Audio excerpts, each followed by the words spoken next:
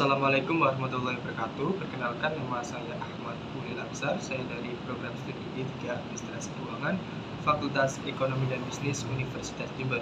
Saya di sini akan menjelaskan tentang materi akuntansi kas, penempatan pada Bank Indonesia, clearing dan pajak. Oke, selanjutnya di sini ada definisi dari kas. Kas adalah mata uang kertas dan logam baik dalam valuta rupiah maupun valuta asing yang masih berlaku sebagai alat pembayaran yang sah. Perubahan posisi saldo kas di bank dapat disebabkan oleh 3 faktor, yaitu yang pertama ada penyetoran dan penarikan tunai oleh nasabah. Yang kedua, penyetoran kepada Bank Indonesia atau penarikan dari rekening bank yang bersangkutan di Bank Indonesia.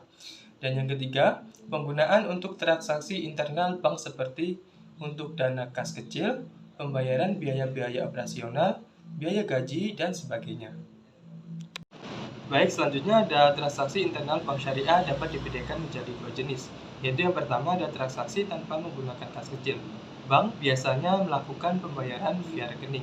Dan yang kedua, transaksi dengan menggunakan kas kecil biasanya dilakukan untuk transaksi yang nilai rupiahnya relatif kecil, antara lain untuk membayar konsumsi, biaya transport, biaya langganan koran atau majalah, dan biaya listrik atau layar.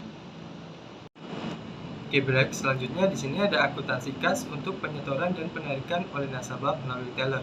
Transaksi setoran cabang sendiri adalah transaksi di mana seorang nasabah memasukkan uang untuk rekening yang berasal dari kantor cabang tempat uang itu dimasukkan. Misalkan pada tanggal 2 Juni 2000 XA, Ibu Rina, nasabah Bank Syariah Mandiri Cabang Jogja, melakukan setoran tunai di kantor cabang Pekanbaru ke rekeningnya sebesar Rp300.000. Dengan transaksi pada tanggal 2 Juni 2000 XA terdapat kas dengan debit Rp300.000 dengan rekening nasabah Ibu Rini dikredit sebesar Rp300.000. Selanjutnya di sini ada transaksi penarikan kas di cabang sendiri. Transaksi penarikan di cabang sendiri adalah transaksi di mana seorang nasabah menarik uang dari rekening yang berasal dari kantor cabang tempat uang itu ditarik. Misalkan pada tanggal 4 Juni 2000 XA, Ibu Rina nasabah Bank Syariah Mandiri Cabang Jogja melakukan penarikan tunai uangnya di kantor cabang Jogja sebesar Rp150.000. Dengan transaksi pada tanggal 4 Juni 2000 XA, di rekening nasabah Ibu Rini ini terdapat debit sebesar Rp150.000. Selanjutnya di sini ada transaksi setor kas ke cabang lain. Transaksi setor cabang lain adalah transaksi di mana seorang nasabah memasukkan uang di suatu kantor cabang untuk rekening yang berasal dari kantor cabang lain pada bank yang sama.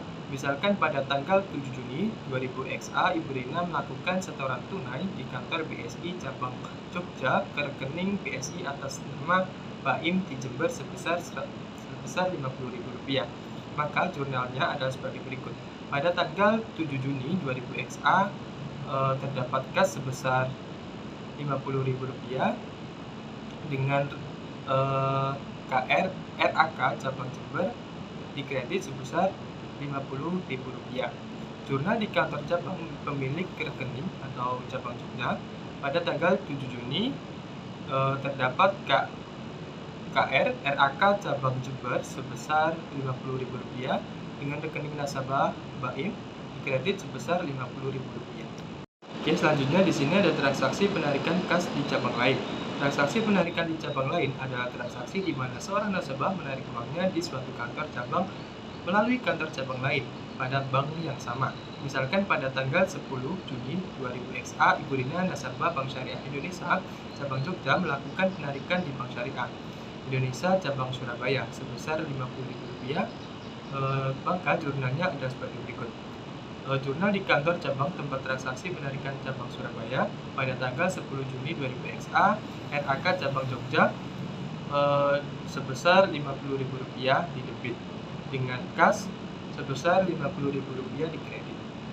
Adapun transaksi penarikan cabang tempat transaksi penarikan cabang Jogja ini pada tanggal 10 Juni 2000 XA, rekening nasabah Bu Rani di debit sebesar Rp50.000 dengan RAK Cabang Surabaya dikredit sebesar Rp50.000. Baik, selanjutnya di sini ada transaksi kas yang meliputi 3 faktor. Yang pertama ada transaksi pengisian kas ATM. Yang kedua, penarikan oleh nasabah cabang pemilik ATM. Dan yang ketiga, penarikan oleh nasabah cabang lain. Adapun penempatan pada Bank Indonesia. Penempatan pada Bank Indonesia dilakukan dalam bentuk giro dan sertifikat hadiah Bank Indonesia. Giro Bank Indonesia merupakan rekening giro milik bank komersial dalam valuta asing maupun valuta rupiah di Bank Indonesia.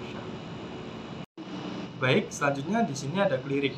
Clearing merupakan sarana atau cara perhitungan utang piutang dalam bentuk surat berharga atau surat dagang dari suatu bank peserta yang diselenggarakan oleh Bank Indonesia atau pihak lain yang ditunjuk. Dalam kegiatan clearing digunakan warkat, dokumen, dan formulir clearing. Adapun akuntansi pajak, berikut ini adalah jenis objek pajak yang terkait dengan aktivitas bank syariah beserta tarif pajak yang dikenakan. Yaitu yang pertama ada penerimaan bonus giro hadiah oleh nasabah giro dikenakan pajak PPh pasal 4 sebesar 20% dari bonus yang diterima nasabah. Yang kedua, penerimaan pagi hasil oleh nasabah giro mudharabah, tabungan mudharabah, dan deposito dikenakan pajak PPh pasal 4. Ketiganya dikenakan pajak sebesar 20%. Yang ketiga, penghasilan yang diterima oleh pegawai bank syariah dikenakan PPh 21 perorangan dikenakan pajak 10%. Dan yang keempat, penghasilan bank syariah yang dikenakan pajak dikenakan PPh 21 badan. Dan yang terakhir atau yang kelima, dividen yang dibayar bank syariah kepada pemegang saham dikenakan PPh pasal 4 dividen. Sekian presentasi dari saya, kurang lebihnya saya mohon maaf. Saya akhiri. Wassalamualaikum warahmatullahi wabarakatuh.